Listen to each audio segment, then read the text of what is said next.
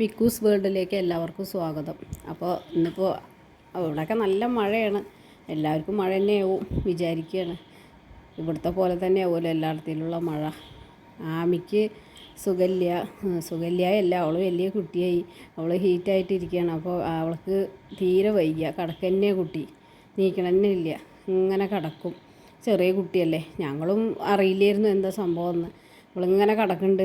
അപ്പം ഞങ്ങളെ പരിചയമുള്ള ഡോക്ടറുണ്ട്, അവരുടെ കാര്യങ്ങളൊക്കെ പറഞ്ഞു. അപ്പോൾ ആ ഡോക്ടറോട് ചോദിച്ചപ്പോഴാണ് ഡോക്ടറാണ് പറഞ്ഞത് അവർക്ക് അങ്ങനെ ഉണ്ടാവും, ഭക്ഷണം കഴിക്കില്ല. അവൾ ഭക്ഷണമൊക്കെ കഴിക്കുന്നുണ്ട്, എന്നാലും മുന്നത്തെ പോലെ ഒരു ഇതില്ല. അപ്പോൾ വയ്യാതെ ഇങ്ങനെ ഈ സോഫയിൽ കിടത്താൻ തന്നെ. അപ്പോൾ പാവം തോന്നി.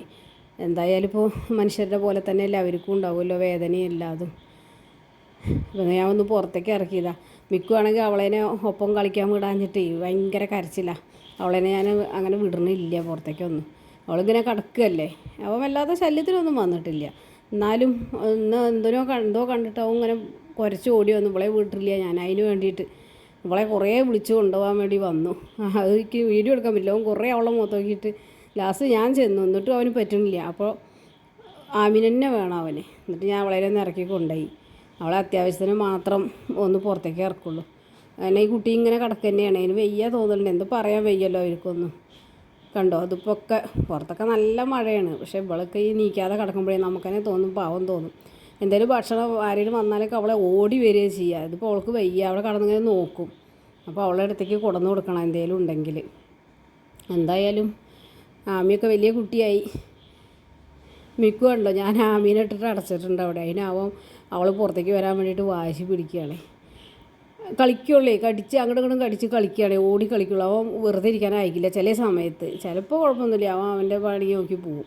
എന്നാലും ഇങ്ങനെ ഇവർ അങ്ങോട്ടും ഇങ്ങോട്ടും ഓടിയിട്ട് അങ്ങോട്ടും ഇങ്ങോട്ടും കടിച്ചിട്ട് വേദനിക്കാൻ കടിക്കില്ല അവൻ. ഇവളും ഇല്ല, ഇടയ്ക്കൊന്ന് പൈന്ന് പറയുന്നേ ഉള്ളൂ. അപ്പോൾ പുറത്തൊക്കെ നല്ല മഴ പെയ്യാണ്. അപ്പോൾ ഞാൻ ആമീനൊന്ന് ചൂട് പൊളിക്കുന്നുണ്ട്.